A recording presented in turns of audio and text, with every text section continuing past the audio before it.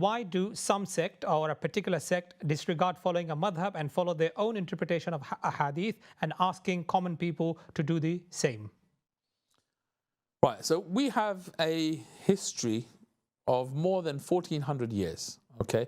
And we have the Madhhab of Islam established as institutions which preserve our deen such that we are following clear guidance from Allah and His Messenger.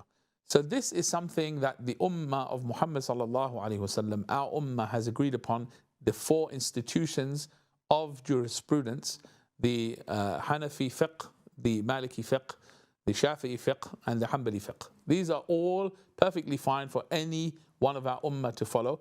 Anyone who says don't follow any one of these, and it's not accurate, because no one would say don't follow any one of these, because if they're following Islam, really, they're following one of these four, whether they understand that or not.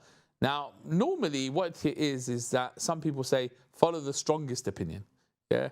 But according to the Hanafis, their Hanafi fiqh, they believe those opinions are the stronger opinions. So that's what they're actually alluding to. So no one can say outright, don't follow the madhabs. That would be a tantamount to saying don't follow Islam. Okay. So let's understand it properly. And really, what people push is follow the stronger opinion. But they've got that wrong as well, because each madhab believes that the opinions within their madhab are the strongest opinions on those issues. So let's study our deen. Yeah, let's study our deen. And the way you're going to study your deen is always been and always will be, you study a madhab that you adopt for your practical life. Otherwise, you'll never go further. Once you've studied your madhab and you've studied it well, if you want to progress, then you will study the different opinions in the madhab. Then you will go on to study the different madhab and their opinions and their proofs. And it goes on, and you could amass all the knowledge in the world, but there'll still be more, because the detail in Islam is infinite. Thank you very much for that. And I just want to add another bit there. In regards to, in these worldly matters, no two lawyers will have the same opinion about a particular case. No two doctors will have the same opinion about a particular treatment. So clearly, difference of opinion not only exists within the Islamic field, but also in a worldly field, in every professional field. Not every professional will have one view. There may be difference of opinion in particular matters. Isn't that right? Right. So difference of opinion is always going to occur, because this is how Allah created us. Yeah. And Allah could have created us differently and made us all uniform, but He didn't choose to do that. This is part of Allah's plan.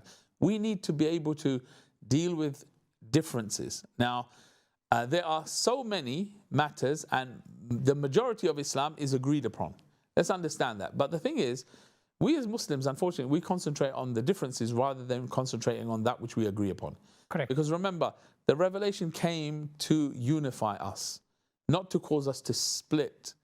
What we've done is fallen prey to shaitan and focused on the differences and increased our splitting, rather than focus on the agreed matters, which would actually bring about more love and unity between us as Muslims, and therefore more unity. So we need to change our focus and understand that, you know what, there are issues that are set in stone that cannot be changed, like the 5 salawat a day, like fasting Ramadan.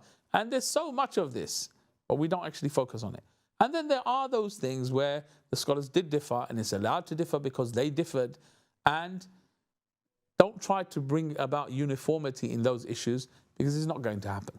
Thank you very much for that. And it's not our job, people like us. It's not our job. It's for the scholars, people with knowledge, people with education, people with qualification and understanding. It's their job. And that's why, if I summarize what Sheikh has mentioned, we should not create any division.